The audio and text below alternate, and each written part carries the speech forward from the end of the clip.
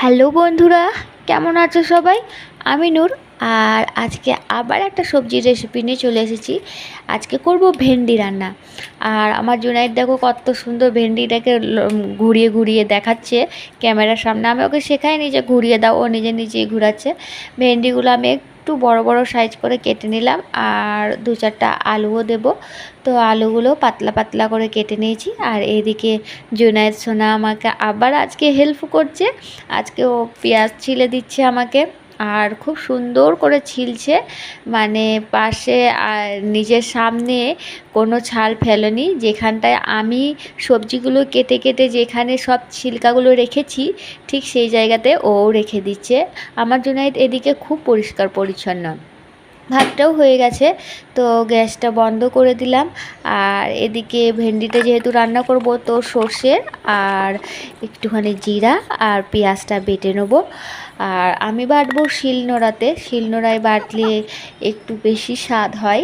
আর mixture আছে কিন্তু ওটা খারাপ হয়ে গেছে, তো আমার বাটা হয়ে গেছে।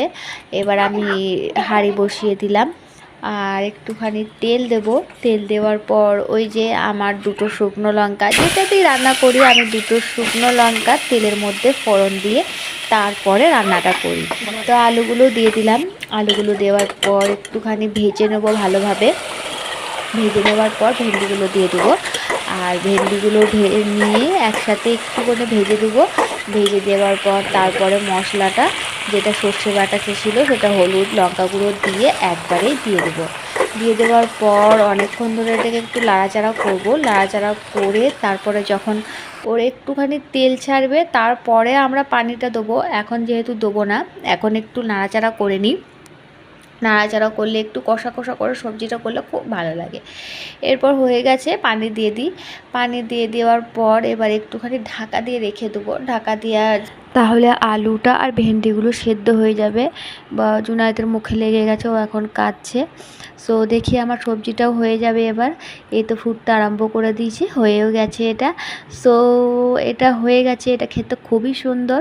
আপনারাও বানিয়ে দেখবেন বাড়িতে। আর এই পর্যন্তই শেষ করলাম, একটু দেখে নাও।